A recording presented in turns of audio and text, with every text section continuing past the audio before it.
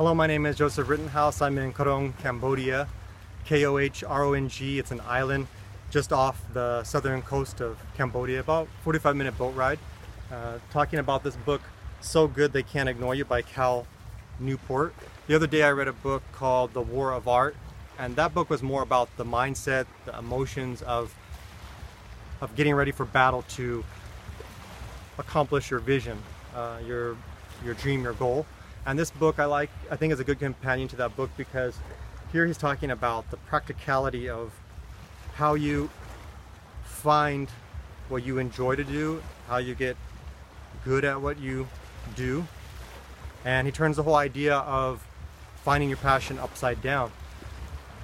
When I was in school, and even now I still hear it, they have this idea that you got to find your passion, and that it's like we're born with this thing called a passion and this dream. It's like born in us, and the only problem you have is you need to find out what that passion is, and then everything will be good. You'll be happy. But he argues, is there even evidence that there's such a thing as being born with a passion? If you ask a lot of people what their passion is, they can't even really say what it is. It's usually things like hobbies or activities they like to do in their free time, but that's not really a passion. It's not like a big goal or vision that they have for their lives. He turns the whole passion hypothesis, the whole passion idea backwards. The passion hypothesis says you got to find your passion, figure out what it is, and then you're going to be happy. That's not to say that there aren't rare situations where some people, they're really weird, like the kid who's like taking notes when he's 6 years old about the bugs and the plants and the animals, and you're like, where did you get that idea to even do that? And the kid's like, I want to be a scientist when I grow up. And okay, we don't know where that idea came from, but he's not saying that never happens, that passion never just kind of comes out of, seems like nowhere, but that for the most part this idea is wrong, it's backwards. It's actually created this whole passion mindset, and I think that's a big problem with people even my age now. I'm finding 30-year-olds who are whining and bitching and moaning, and they say, I'm not happy because I can't find my passion. Well, this whole idea of finding your passion might be wrong. They go to work, say people my age, 30-something, they go to work and they're not happy, and they say, my boss, it's not helping me to fulfill my passion. I'm not happy at work. My boss is not making me happy. And in my city, I hate my city, the mayor, the governor, the federal government, they're not making me happy. I want my boss, I want society, I want the government to make me happy. And so this whole passion mindset is more of a scarcity mentality. What can the world do for me? And you have a whole generation of people right now that they're all confused and they're lost because they think they're trying to figure out what this passion thing is.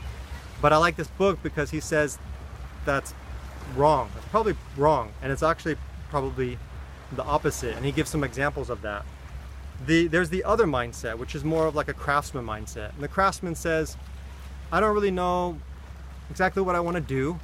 I'm a younger person, I'm maybe 20-30 years old, but I'm going to just start working. I'm going to start getting good at what I do, and whatever work comes my way, I'm just going to get good at it. I'm going to get good at the fundamentals, skills and abilities. And they go to work, they keep their head down, they start to rise up in the ranks at work. They start to get noticed. They start to do their job better than other people. They've got the fundamentals down. They work their way through their career. They get noticed, and they start to get more power and control over their time and the job that they do.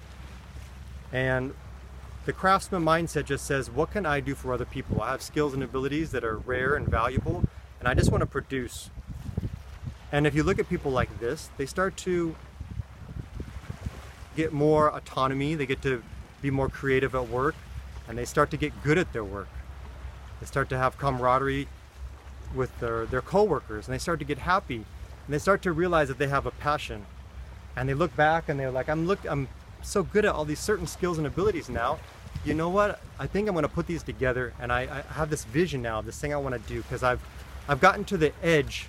I've gotten to the edge of what's possible in my own field, and now I want to contribute. I want to add more. I want to take my field, my profession to the next step. That's the craftsman mindset. It's a humble mindset, and they just think, what can I do for the world, as opposed to the passion mindset of why isn't the world making me happy? He talks about building career capital. In this situation, capital is just like money, like building up money in a bank account. And he says, go to work, get good at the fundamentals. You know, we all have to start out at the hamburger joint, and we all have to start off at minimum wage making pizzas. But we start to get better. We build skills and abilities, and our talents start to come out. And then we can demand more. We can start to become more autonomous. We can start to be more creative. We start to get more say in how things run around here. So you build up capital, and then you start to have some control over your life, get more skills, talents, and abilities, and some more control over your environment.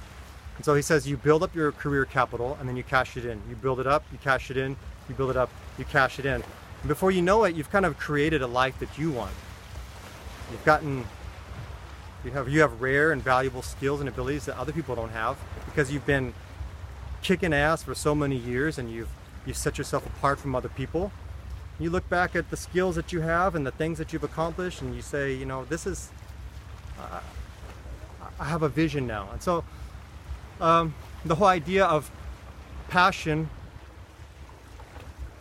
is there. You got to find it, and then you'll be happy. It could be backwards. Let's have the craftsman mentality, where we just get good,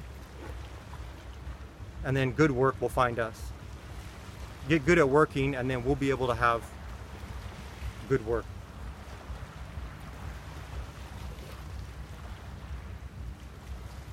In my own life, I'm a property, now this is about me now. In my own life, I'm a property investor. I don't have a traditional 9-to-5 job. I make money from rent, collect rent checks, and I save my money, and I buy more property so that I get more income. And this book was interesting because in his book he talks about the traditional career path of we go to school and we build our skills, career capital, and we get a career, and we start to work our way up, and then we have our vision. And then I thought, that's funny, because I'm seeing all of these things in my own life, but that they happen kind of a weird way, a backwards way. And every time I built skills that were rare and valuable in my own life, it was kind of taking a risk and going in a direction where it seemed to go against the traditional idea of building skills and abilities. Even back as early as elementary school, a project would come along. Maybe we had to build a bug collection or something like that. I would ace it, and I loved it because I got to use my hands. I got to build a project. I do really good. Other assignments, maybe so-so, average. Overall, I was an average student, but on these few certain skills and abilities, I really shined when it came to using my hands, creating things. I love to create things. And then we got to high school. I didn't really want to hang out with other people. I didn't have a car. I didn't go to prom or anything like that, but I had my computer. And I wanted to take this computer apart and learn how it works, because I thought this thing was fascinating. And I loved playing games. I loved software. And again, it would seem like I was actually going in the wrong direction. Like I was not working on skills that could be cashed in later. You know, I wasn't building really good social skills. College came, and I dropped out of college. At first, I later did finish college and got my psychology degree. But I went to travel overseas, and I learned 4 languages, and I started to learn about culture and the power of culture and how amazing culture is. And I got an opportunity to teach English for the first time. I got to learn how to speak in front of people, and I started to put my psychology education and anthropology together and come up with my own teaching style. And then I came back to the States, and a couple of these skills that I thought would be nothing came back. And I was a bus driver, and all of those skills of teaching and computer and software and public speaking came together, and that's what got me promoted to be an instructor at my job, to teach people how to drive the bus, and my income went way up. So now I've worked on skills in my life. They seem like they were really unusual skills that were not going to be helpful.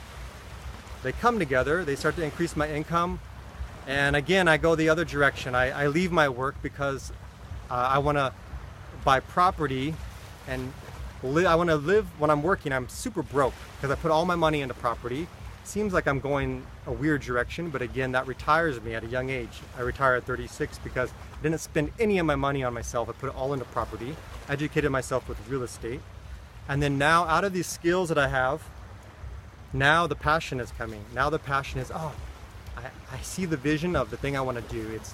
It's something with culture and language and world travel and financial education and video, and it's all coming together now. So that's why I really enjoyed this book, because I could see it in my own life where I just worked on rare and valuable skills. They came together, and now I'm starting to have the passion and the vision come out of that. So that's why I think this is one of those books that you need to read sooner rather than later, because I don't want you to waste a lot of years thinking that you're going to be looking for this passion, and I'm confused and lost, and I'm not happy with my life, when actually it might be the other way around. Just work on skills, on the fundamentals, be a good worker, and then good work will find you. From Krong, Cambodia, I will see you later.